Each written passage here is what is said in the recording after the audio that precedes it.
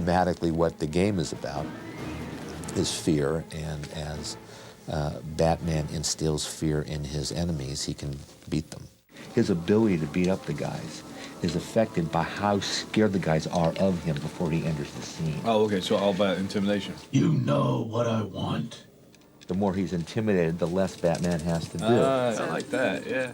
If you know Christian Bale's work, I mean, what's so great about him is he's just a spectacular actor. By the same token, he's got a big presence. So, tell me about the rabbits. Can you be more threatening? Tell me about the rabbits. You want Bruce Wayne as Bruce Wayne, and you want Bruce Wayne as Batman to also have a big presence.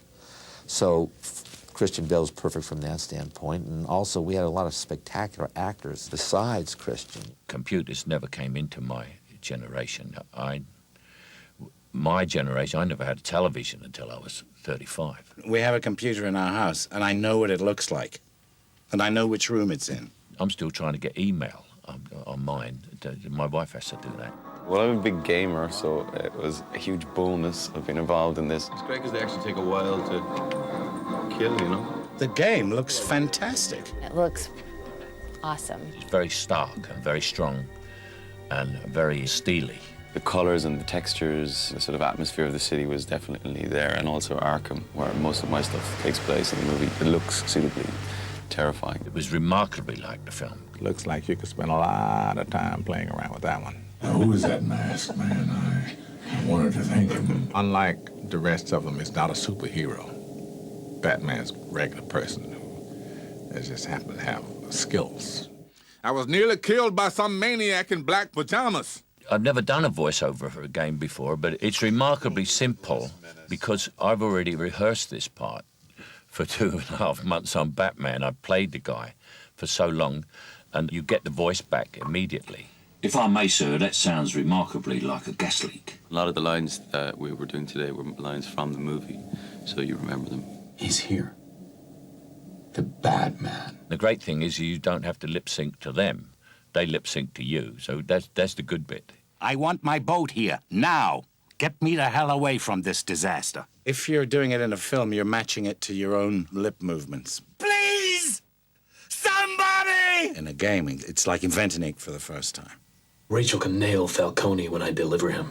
I play Rachel Doss, and I'm sort of the love interest of Bruce Wayne, Batman. Don't mess with me. Oh, that's what it is. I work in the DA's office, and I follow Batman around. If there was, I would be there. It's more challenging sometimes to do voiceovers because you're not on the set and you have to do all the imagining by yourself, and somebody's sort of telling you the situation, and then, okay, say this line. Did you give my message to Detective Gordon? It was kind of exhausting. A lot of screaming and panting. Incredible. Can't wait to play it properly, finish it. Will you send me a game? Oh, yeah. Absolutely. So I can learn how to play it. I've got to get one of the things you play it on, haven't I? Right. I'm still trying to get my email.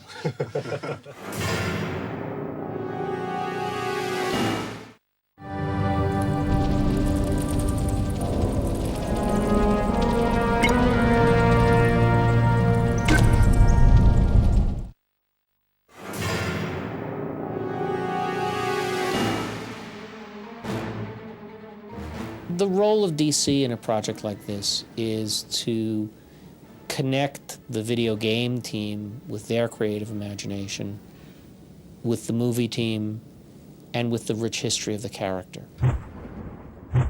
My interaction with the game designers has been a great collaboration. We've spent many hours with them coming to visit us to talk about what the film is and what the game will be. I think one of the key things that we were able to supply the game creators was access to every department head. Hello, how are you? Good to see you. You too. The game designers spent a long time on set with Wally Pfister, our DP, and with Nathan Crowley, our production designer. They were able to see the designs, they were able to see the progress to production. Gosh, that is brilliant. It's good, isn't it? That is just brilliant, isn't it? So we couldn't have done that without the stuff that you gave us. exactly They build it off of those things. And it does look similar to what we've been It doing. really does. Yeah. No, it really does. Well, that's good. The game recreates the look of the film very, very well. When it dealt with the backgrounds and the locations, the set design, and worked with Nathan Crawley. I'm responsible for the entire look of the film, from sets to choosing locations with the director, to designing the Batmobile, all the design elements.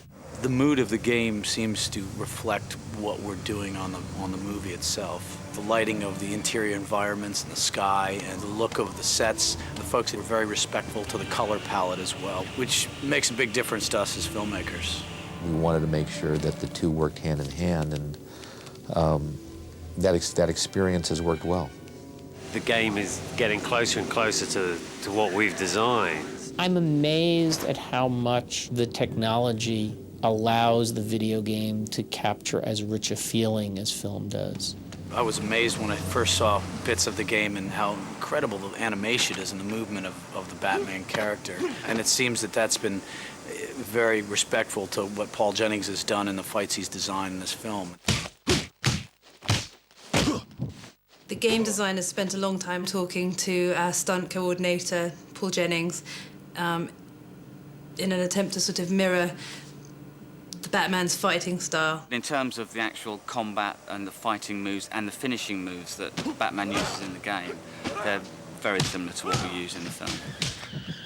The difference is that in order for Batman to cover distances in the game between characters he's fighting, we've got more gymnastic elements and more kicking movement in order for him to be able to reach his opponents quickly. When Batman's in a situation, if he can headbutt someone, that's what he'll do. No, I'm a hell of a lot worse. If he can elbow someone, that's what he'll do. He'll nail the guy. Almost every element of the game is drawn from the film, so we're really happy that the game looks as much like the film as it possibly could. You know, I think it's a really enjoyable game, and I can't wait to play it from beginning to end.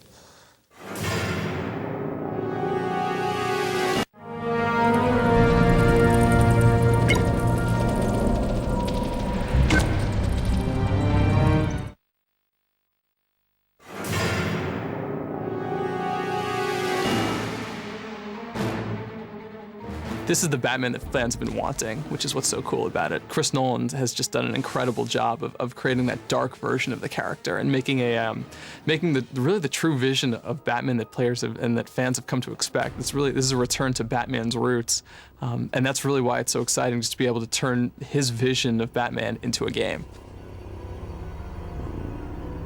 In the film, Batman always is using fear as a weapon against his enemies. He scares them, and when he scares them, he weakens them, and that's when he goes in for the takedown. If you could somehow find a way to integrate fear as a weapon into a video game, it would be an incredibly cool gameplay mechanic. There's a reason that no one's ever tried this before, and it's because it's incredibly complex, and the animation and art demands are huge. Holy crap, what the hell was that? If you scare someone, it's all about the reaction shot. It's all about seeing them get scared. So the animation team did just an incredible job of building out some great facial animation and real character reaction shots when guys get scared. My name's Rob Letts, and I'm the executive producer on Batman Begins at Electronic Arts. It's my job on the project to really coordinate all of the different teams to make sure everybody's coming together. Each day is completely different. One day I could be sitting in with the lead producer and the team and working on some animations, and then the next day I could be working with our partners at Warner Brothers to make sure that we're getting all of the elements from the filmmakers, movie clips, voiceovers from the major principal talent from the movie, and any kind of special effects sequences that we see, and we can kind of tie in with the game. One of the things that he does in the film is he uses this gadget called the high-frequency transponder, which is basically a sonic device which he then attaches to an enemy, which calls the bats onto that enemy. So in the game, you're able to do this as well. When the enemy gets the bats stuck on him, he completely freaks out. His level of fear goes through the roof, and then he's basically extremely weakened at that point. When we look at gadgets for a video game, we really try and come up with gadgets that can be used system-wide and not just gadgets that are going to be one-off. We look for stuff that we can really build out throughout the whole game. I've put a data tap on the system. Like a machine hack tool that Batman can use to hack into machinery and then use that machinery for his advantage. The security cameras could come in handy. For all their CG shots in the film, they've been actually making LiDAR scans of things like the Batmobile, some of their sets. Once we get those scans in from the filmmakers, then we can actually use those to more closely match the sets that were built for the film. Ultimately, it's just going to make it more rewarding for the players, and when they see certain scenes in the movie, they'll be say, oh, okay, or they see a certain scene in the game, they'll make the connection, which is really cool. I'm a kind of massive Batman fan, a complete Batman geek, and have been for many years. And I'm also like a really, really big fan of racing games. So for me, personally, the opportunity to kind of race the Batmobile through Gotham City at high speed at 150 miles an hour is just a dream come true.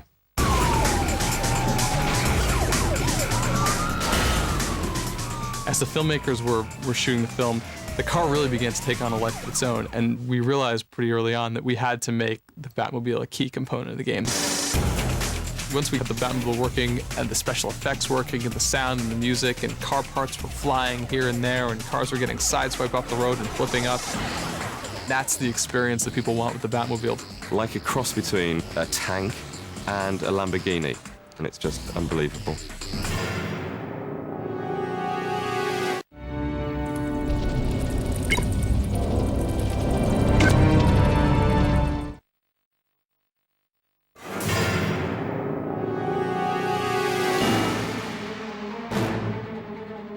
I came to realize that I had been put in charge not of a fictional character, but of postmodern folklore.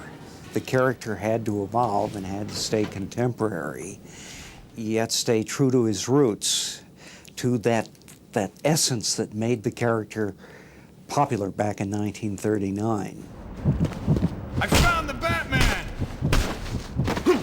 The dominant emotion that I'm writing for in the Batman game is fear. It's kind of one of the larger themes in the movie. I feel like most video games are this combination of fear and rage. And what we're sort of doing with Batman is he's actually the one who's frightening all of the other characters in the game.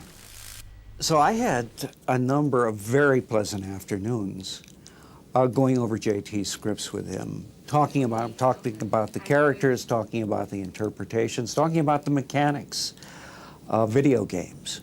The game script is an expansion on the film script in a lot of ways of basically trying to turn plot points that were originally carried by dialogue into action. But the major beats of the movie are the same as the major beats of the game. I've been away from video games for a decade. It's a long way from Super Mario. It's like looking at a movie. Arkham Asylum, for example. I don't think we ever quite managed to get it that right in the comic books.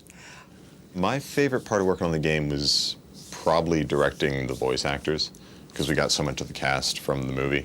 So I mean, just working with like Michael Caine and Christian Bale and Katie Holmes and all of these people, they would come into the session, and I felt like professional and fine, and like we could like start the session. You're the one, so this is after you taser the killer. Basically the killer turns around to fight Batman, and you pull out the taser and shock him from behind. Mm. And then by like the end of it, I just, that's awesome. And then the last thing, it's like completely became a geek through the course of the sessions. No, please. Don't let him hurt me. Michael Caine has such a distinctive approach to Alfred that I think is probably one of the stronger and more believable Alfreds. Like the things that he found in the Alfred character, I was really amazed with. He does think he's quite comical, so he laughs at his own little funny bits. Oh, yeah? Like there'll be no one left conscious for the past phase. Great. What he sort of brought to the dialogue, little tweaks here and there, and talking about what his character would actually do was kind of amazing. Let me do it another way, yeah? Let me see if this works. This is a very funny script, but it was written by an American. An American's idea of the way an Englishman speaks is there's a line, make haste, which is very Shakespearean. But the butler would have just said, hurry up, sir. That's it. Writing for Christian Bale was good. I mean, he's obviously a great actor. And Batman's not the most eloquent guy, so a lot of it is in terms of like what his performance brings to what little he says. You know who I am. The Batman. Please, don't eat my soul. That's a new one. Knowing that there was somebody of his caliber who could actually do that, lets me put a lot more trust into the performance.